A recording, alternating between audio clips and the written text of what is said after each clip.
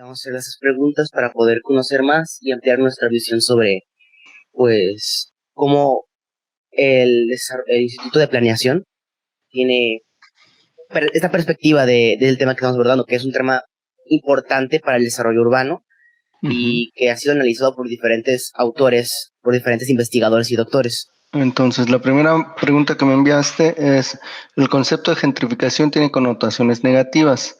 Para algunos, pues supone el desplazamiento de clases bajas por las de mayor percepción de ingresos.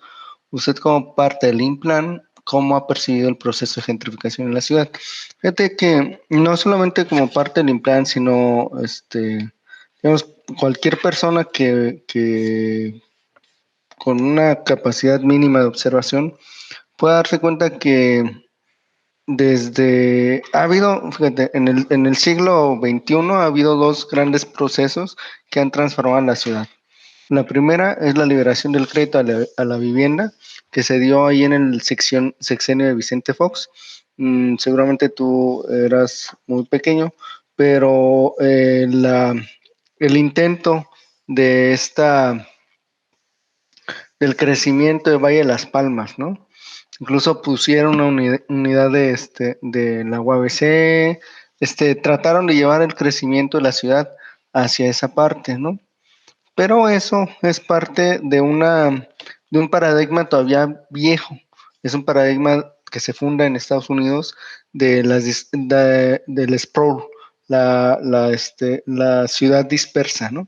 Si tú te das cuenta, la mayoría de las ciudades, por ejemplo, San Diego, el condado de San Diego se conforma de varias ciudades. Y esas varias ciudades tienen básicamente lo mismo, ¿no? Tienen un conjunto de casitas, un conjunto de fábricas, un conjunto de centros comerciales y todo lo conectan a partir de highways, ¿no? De autopistas. Entonces, ese es el concepto de dispersión que durante la segunda mitad del siglo XX se generó en Estados Unidos y que fue adoptada por todo el resto de los países, ¿no? Incluso si tú vas a Europa, es verdad, el centro de las ciudades europeas está muy densificada, son estas ciudades, perdón, estos edificios de 5 pisos, con plantas bajas activas, con plantas medias de vivienda y plantas altas de alta vivienda o de servicios, ¿no? Entonces, pero ya que superas el casco principal de la ciudad, te das cuenta que se parecen a las ciudades gringas, ¿no? Bueno, ese modelo nos lo venden a nosotros y está más o menos contenido hasta que cuando entra Vicente Fox a la presidencia, empieza a liberar el crédito a la vivienda. Antes, en México, para que obtuvieras un crédito de vivienda Infonavit, de hecho, se decía que había sorteos, ¿no? Entonces, significaba que si te tocaba, eras uno entre mil. Pero de repente llega Fox y dice, no, no, no, no, esto es algo que tenemos que hacer, que es para todos y que además va a detonar la economía. Entonces empiezan a crear estas ciudades dormitorio, estas ciudades, digamos, hechas en línea de producción. Digo, ahorita te voy a decir, ¿cómo se llama? Constructoras que a lo mejor ni te suenan, ¿no? Pero por ejemplo, Geo, Ara, Urbi, Omex, todas estas empezaron a aprovechar esa liberación del crédito y empezaron a construir. Esto obviamente impulsó la economía, le dio mucha esperanza a los mexicanos porque ahora era posible que cualquier mexicano tuviera acceso a una vivienda digna, entre comillas, ahora digo, entre comillas, en su momento se vendió como la gran idea, ¿no? De que cualquiera podía tener acceso a una vivienda. Pero poco a poco el mismo Estado se fue dando cuenta de una cosa. En medida en que tú sacabas a la gente hacia las periferias, ¿qué pasaba? Pues tenías que construir más kilómetros de carretera. El policía tenía que transitar por más calles para hacer su rondín. Las tuberías de aguas servidas y de aguas negras y de aguas grises tenían que construir, digamos, contemplar más kilómetros de tubería, ¿no? Lo mismo pasaba con la electricidad, es decir, en medida en que las ciudades empezaron a dispersarse, pues empezaron a ser más amplias, como lo hacen los gringos, por ejemplo, pues se dieron cuenta de que pues, no había dinero del Estado que alcanzara para dotar de todos esos servicios. Entonces, de pronto dicen, se da la conferencia de ONU Habitat. Las conferencias de ONU Habitat se dan cada 20 años, la última fue en 2016. Entonces ya para, fíjate, 16 menos 20 fue la última. Esta 16 fue la tercera. Antes de la tercera fue la del 96, que fue la segunda. No recuerdo dónde fue, creo que fue en Canadá. Y ya ahí empezaron a plantear una cosa, y era que la mayoría de las personas en el siglo XXI íbamos a vivir en ciudades. Entonces dijeron, oye, esas ciudades, como lo ha hecho Estados Unidos, no convienen. Y entonces, 4 años, fíjate, solamente 4 años después, Fox adopta este paradigma, ¿no? Entonces, digamos, vamos un poquito en reversa, ¿no? Bueno, el chiste es que este paradigma dura más o menos, pon tú unos 20 años, porque incluso empezó un poco antes, como en el 95. México no se incluyó de inmediato en estos paradigmas. ¿Sabes por qué? Por la crisis del 94.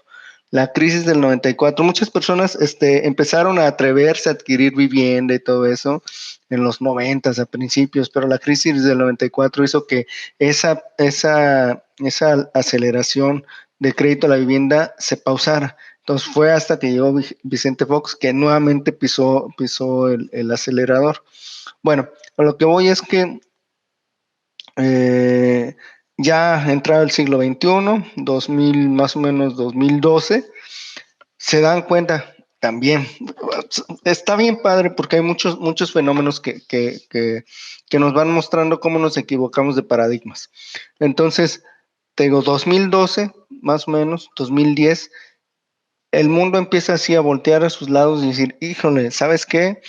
Esta forma como hemos venido construyendo, pues no es sostenible.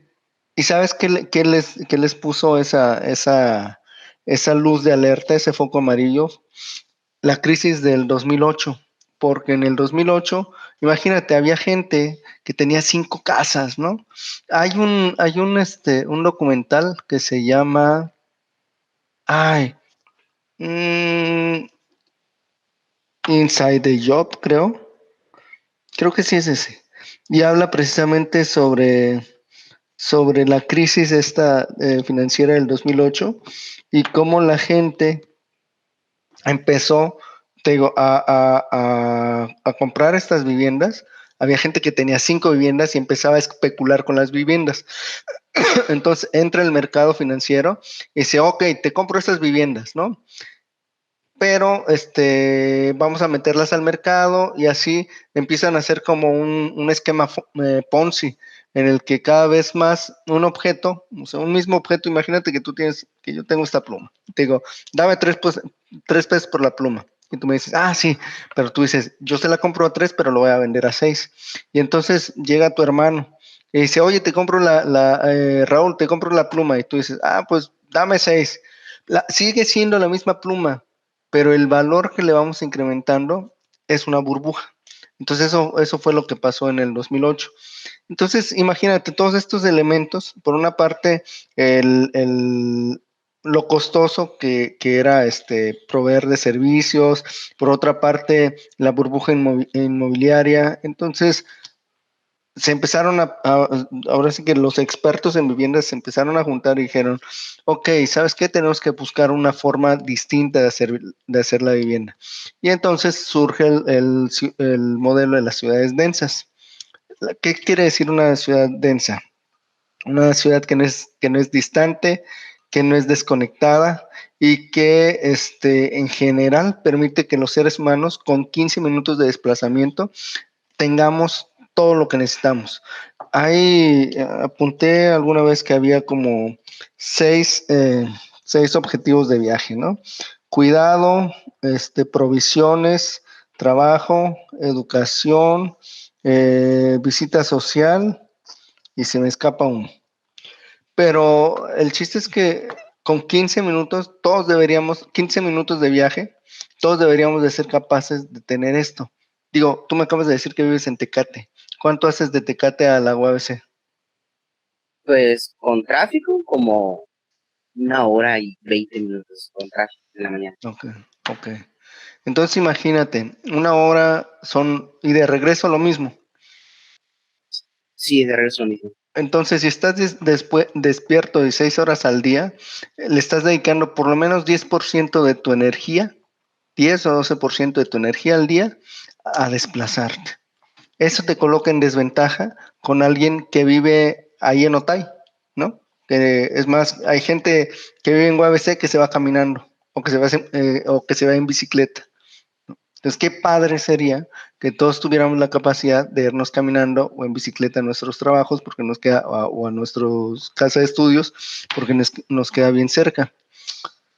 Bueno, entonces la gentrificación es el desplazamiento de las poblaciones originarias por poblaciones que vienen a revitalizar esos barrios. Cuando empezamos a dispersar las ciudades, ¿qué pasa con los centros? Porque además acuérdate que empieza a venderse la idea de que los centros son peligrosos, están contaminados, son viejos, o sea, que si quieres criar una familia, lo mejor es irte a lugares tranquilos, a los suburbios. De hecho, seguramente conoce esta serie de Desperate Wives, ¿no? Pues esas son las esposas desesperadas, ¿no? Que viven en los suburbios y todo. Es una vida muy, muy idílica, ¿no? Entre comillas, porque después ya en la serie muestran que es un infierno, ¿no? Pero ese ideal de una vida idílica se vende como el way of life de los americanos y que después se esparce por todo el mundo, ¿no?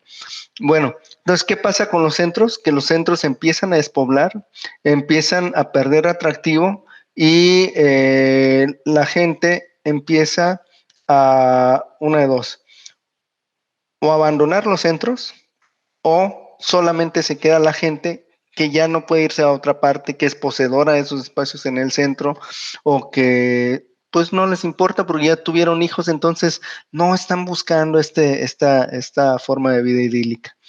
Entonces, los centros empiezan a caer, digamos, su nivel de vida y la única forma de acercar nueva vida es hacerlo atractivo para los jóvenes, pero para los jóvenes exitosos, ¿no? Entonces se crean estímulos para atraer la vivienda. Se empiezan a crear bares, se empiezan a crear galerías, se empiezan a crear, pues ve lo que pasó, por ejemplo, en La Sexta, aquí en Tijuana, ¿no? Sea, La Sexta era una calle así venida a menos en el 2005 y para contrarrestar los hechos violentos de 2008 empiezan los jóvenes, ¿no? Son jóvenes los que empiezan a invertir en esos bares que les habían dejado sus papás, en esos espacios, en esos bodegones que a lo mejor les habían heredado sus abuelitos y empiezan a generar una nueva vida. Pero ¿cuál fue el efecto de esto? Que poco a poco las rentas, los servicios, pues todo se empezó a encarecer. Y la única forma bueno, por una parte se empieza a encarecer por la concurrencia, ¿no? Por ejemplo, estacionarte de pronto en el centro empezó a ser más caro porque hay menos lugares de estacionamiento. Rentar un espacio para vivir en el centro empezó a ser más caro porque todos preferían poner un bar, ¿no? Habilitar la casa que te heredó tu abuelito como un bar o como un restaurante que tenerla como casa. Entonces, así se van cambiando los usos de suelo. Por otra parte, muchas personas dicen, oye, pues yo tengo una casa aquí en el centro, pero tengo un depa en Santa Fe. Entonces, pues prefiero irme a vivir a Santa Fe y rentar la casa que me heredaron o el terreno que tengo en el centro en vez de construir la casa que yo estoy pensando que quiero construir, la construyo en otra parte porque quisiera tener más dinero en el centro. Entonces eso se llama especulación inmobiliaria. Empiezan a generar esta especulación inmobiliaria y adivina qué pasa. Pasa como en lo que te conté en las casas en 2008. O sea, hay gente, por ejemplo, que vende caro porque dice, no, es que mi terreno está bien ubicado, que no sé qué. Otro le compra la idea y le dice, sale, estás a $700 el metro cuadrado, va, órale. Pero ese cuate, a su vez, está pensando que va a vender en $800. Y así, hasta que llegue el cuate que dice, no, pues $2,000 el metro cuadrado, ¿no? Entonces, eso hace que existan zonas en el centro que no están ocupadas, que están muertas porque alguien está especulando con ello. Bueno, eso lo que hace es que complica más aún la gentrificación. ¿Por qué? Porque los que tienen espacios y a lo mejor tenían a una familia que llevaba 50 años rentándoles, les dicen, ¿sabes qué? Es que la renta que tú me das es bien poquita, prefiero que te vayas, tiro el inmueble y tengo el terreno ahí listo para cuando llegue alguien y me ofrezca más de $2,000, ¿no? Entonces, eso es lo que está pasando. Ahora, respecto a, Ah, dices, que sí ha sido percibido bueno, ese es el proceso de gentrificación en la ciudad, así es como yo lo he percibido. Por otra parte, fíjate que aquí en Tijuana se da particularmente, que como tú sabes, Tijuana, bueno, a lo mejor no sabes, Tijuana durante más de 50 años ha sido una de las ciudades con un mayor atracción migratoria, una mayor atracción migratoria. Hasta el último censo decía que más o menos 45% de las personas encuestadas tenían menos de 5 años viviendo en la ciudad. Entonces, realmente es una ciudad eh, que se renueva constantemente, su población se renueva constantemente. Solamente Cancún y Tijuana tienen una cantidad de atracción migratoria como la tenemos. Fíjate, nada más para que te des una idea. Eh, en 10 años, Tijuana creció 300,000 habitantes. ¿De dónde es tu familia? ¿De dónde eres?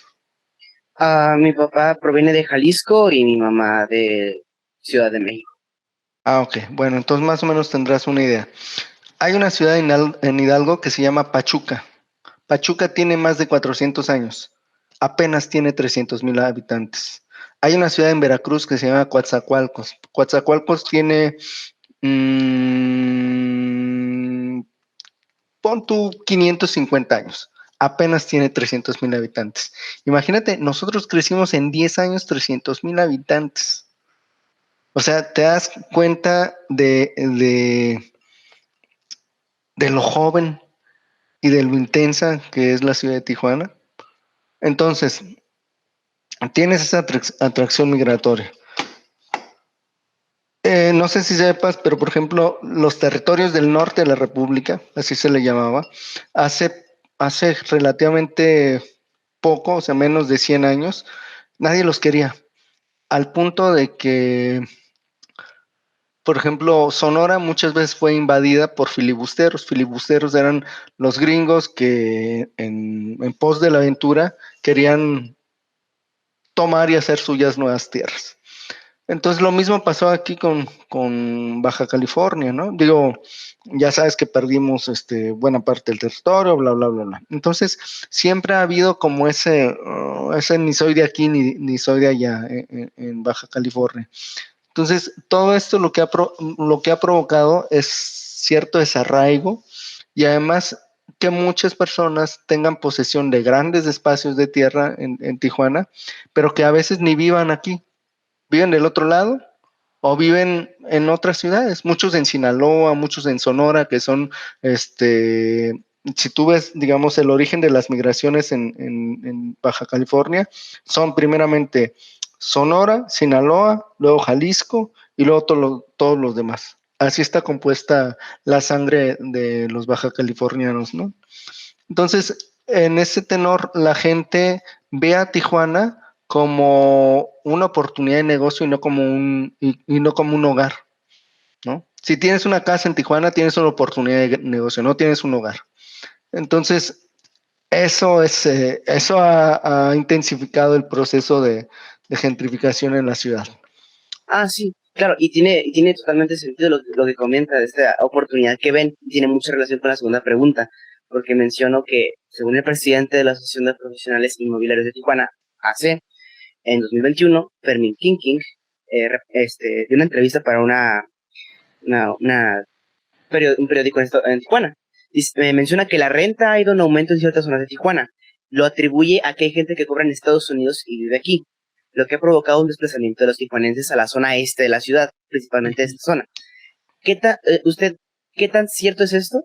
¿Y qué es lo que el municipio planea para que no se sature la zona? Ok.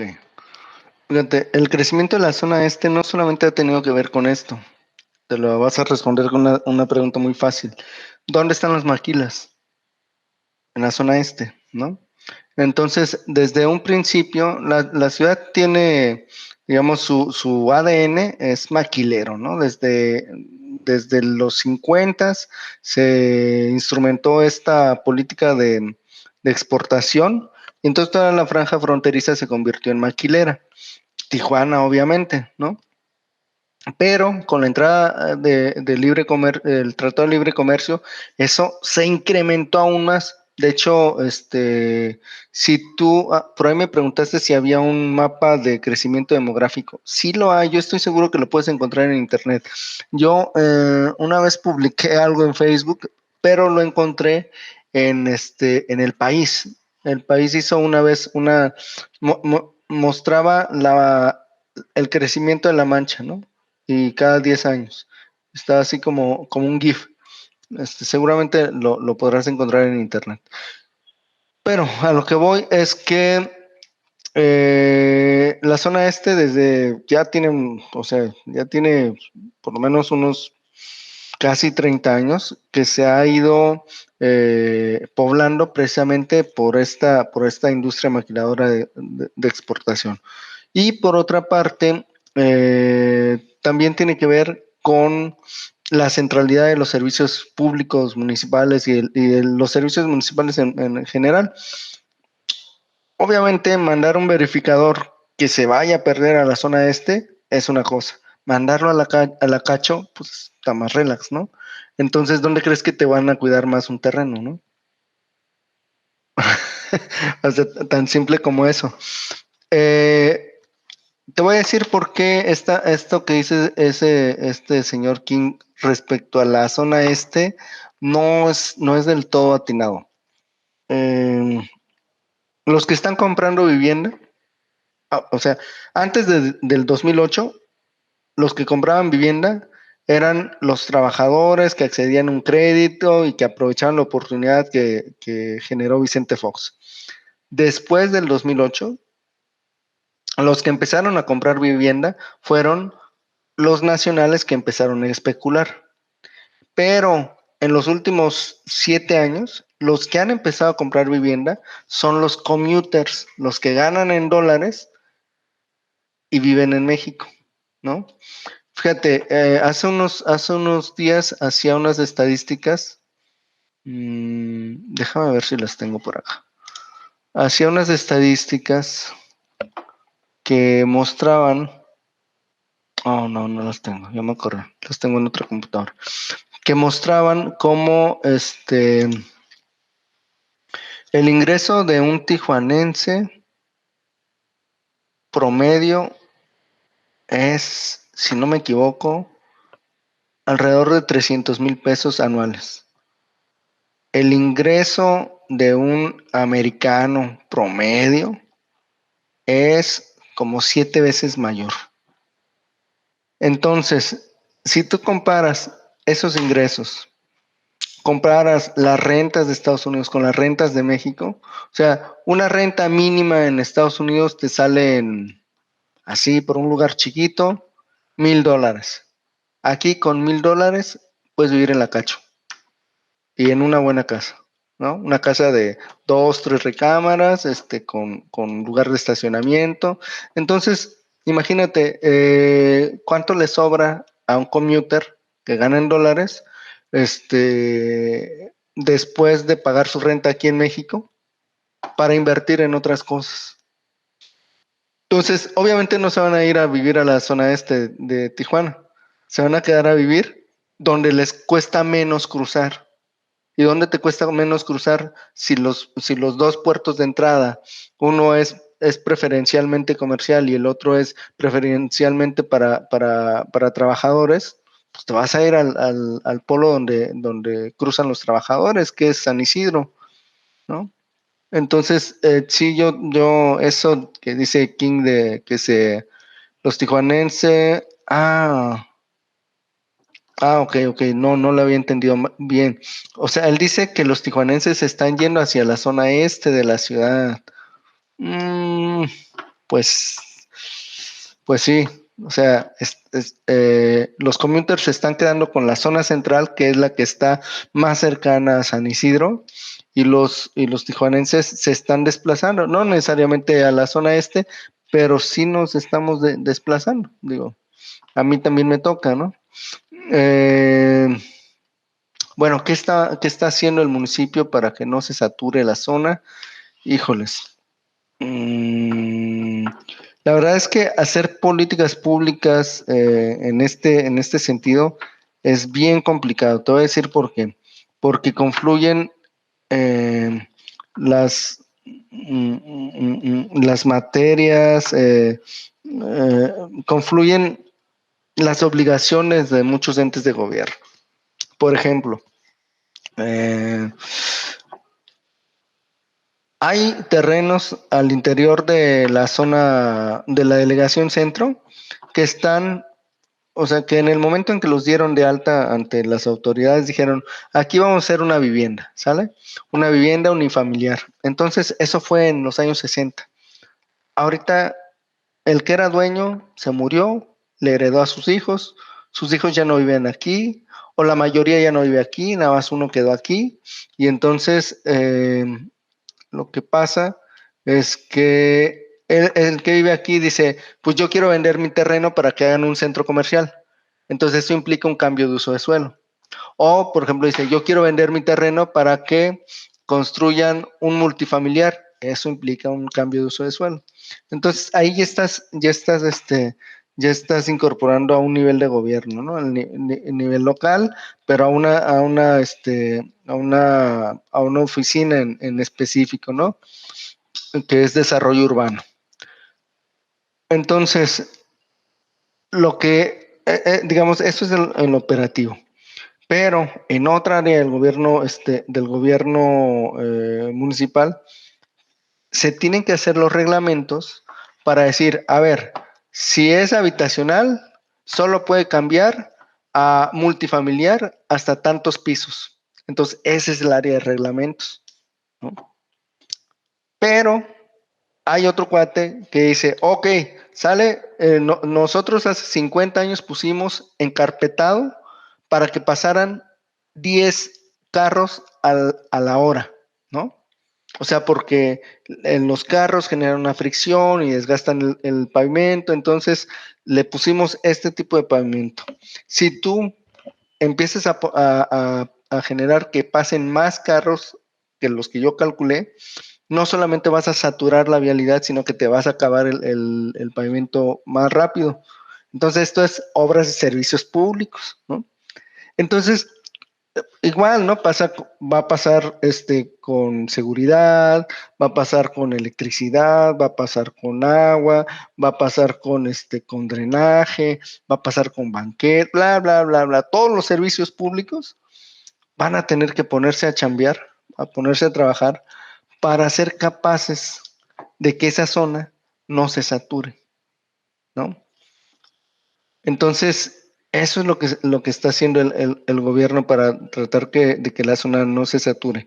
Generar un diálogo entre las distintas oficinas con una visión común. Y la visión común son los planes y programas de desarrollo urbano, o los planes y programas de desarrollo parcial, y los planes y programas de desarrollo por zona. Yo te decía en el mensaje de WhatsApp que te mandé, que checaras el PUCPT, es el Programa de Desarrollo Urbano del Centro de Población de Tijuana, ¿no? Si tú te metes a la página del INPLAN, vas a ver un montón de planes y programas. El PUCPT es como es como el paraguas, ¿no? Pero adentro de ese paraguas hay paraguas más pequeñitos, hay planes y programas más pequeñitos por áreas, por zonas, incluso a veces por accidentes, ¿no? Hay declaratorias respecto, por ejemplo, a los deslaves en Lomas del Rubí, en Lomas de Monterrey. Hay declaratorias muy específicas. Esas declaratorias te dicen qué puedes, qué no puedes. Hay moratorias respecto a programas. Hay moratorias cuando, por ejemplo, un plan dice, en la colonia Habermas deben de densificarse, haber más casas, solamente 300 estacionamientos, solamente 20 bares, solamente 7 escuelas, una escuela de nivel primario, una escuela de nivel secundario, entonces, pero los vecinos comprueban, por ejemplo, que es peligroso, que no se tiene la infraestructura, que no están preparados, que no es una necesidad. Entonces, hay un proceso legal y se genera una moratoria. La moratoria lo que hace es que demora el avance o la incorporación de esos planes en lugares específicos. Bueno, todo esto es el conjunto de elementos de la planificación urbana, ¿no? De documentos que delinean la planificación urbana. Y todos estos surgen a su vez básicamente, de la ley estatal de planeación para el desarrollo de Baja California, ¿no? Y a su vez esos están relacionados con la Ley Nacional de Asentamientos Humanos y Desarrollo Urbano y Territorial, ¿no? Entonces, digamos, hay como cierta organicidad entre los elementos, tanto operativos como normativos respecto al desarrollo de las ciudades. Bueno, así podemos concluir la segunda pregunta. Vamos con la tercera, que dice, ¿cómo han crecido en términos económicos, poblacionales, relacionadas colonias centro comparadas con la periferia y las allegadas al bulevar durante el periodo? Mira, es una pregunta, digamos, que no te voy a responder ahora porque es una pregunta que incorpora varias preguntas, ¿no? Pero sí te puedo dar un aproximado. Sí te puedo decir, por ejemplo, que, como te decía, estos 300,000 habitantes en 10 años han venido a asentarse buena parte en eso que tú llamas las periferias, ¿no? Pero además, estas periferias han sufrido un deterioro porque muchos de los que viven en todas estas periferias se han dado cuenta cuando les entregaron la casa, vivían a todo dar, pero se dieron cuenta que no pasaba el transporte, que que sus fraccionamientos no fueron entregados al municipio. Entonces, para que el municipio te provea de los servicios, quien desarrolla debe de entregar al municipio, es decir, ¿sabes qué? Esto es mío, se lo vendí a fulanito, sultanito y perenganito, ahora este conjunto te lo entrego, ahora tú eres el responsable. Entonces, no se ha hecho eso, o en muchos no se ha hecho. Entonces, los pobladores o quienes compraron ahí prefirieron perder lo que habían pagado que seguir pagando pipas de agua, que seguir pagando un camión que les recogiera la basura, que seguir pagando para quien hiciera los rondines a modo de policías, ¿no? Entonces se ha visto una disminución, digamos, en la calidad de vida y por tanto todo lo que mencionas, por ejemplo, el crecimiento económico, poblacional, bla, bla, bla, bla, se ha venido para abajo. Es decir, ha habido una especie de viaje de ida y de vuelta, ¿no? ¿Y dónde se han tenido que colocar estos aventureros que se atrevieron a querer tener casa en el Boulevard 2000, en Mariano Matamoros, en Villa del Campo? Pues en lugares, digamos, ya consolidados, ¿no? O sea, podemos hablar así como de anillos de desarrollo, ¿no? Entonces, el primer anillo pues, es la zona centro, los segundos anillos son la zona de Otay, parte de las Sánchez, ¿no? Ya los terceros anillos pues, ya incorporan parte del Cerro Colorado y todo lo que mencionas, ¿no? Entonces, eso es lo que más o menos ha venido pasando. Y luego dices que ustedes afirman que el cierre parcial de la frontera, los bonos por desempleo que dieron los condados de Los Ángeles y San Diego, así como la inviabilidad de la renta en territorio californiano durante la pandemia del COVID-19, provocó el desplazamiento de los ciudadanos estadounidenses a Tijuana, lo que contribuyó al proceso de gentrificación de esta última durante el periodo 19-21. Híjoles. Más que el cierre parcial de la frontera y los bonos y todo esto, lo que, lo que hizo que se hiciera más notorio la gentrificación en el 19-21 fue básicamente dos cosas. Una, que los commuters se dieron cuenta que podían seguir haciendo su vida con o sin pandemia. Entonces, se quedaron acá por la pandemia, pero siguieron cruzando. Entonces se dieron cuenta que esa vida, antes esos commuters vivían allá, ¿no? Pero cuando se cierra la frontera dijeron, y ni modo, vamos a tener que regresar a México, bla, bla, bla. Empiezan a hacer su vida de commuter antes cruzaban, digamos, los lunes, trabajaban y estudiaban toda la semana, se regresaban los viernes. Ahora empezaron a darse cuenta que ese viaje lo podían hacer todos los días. ¿Y entonces qué pasó? Pues lo hicieron, ¿no? De rentar en Estados Unidos y salir tablas a echarse 2 horas en la línea y generar un ahorro que les permitía comprar, no sé, un terreno, una casa, algo que creen que les va a servir para especular, pues prefieren cruzar todos los días, ¿no? Eso por una parte.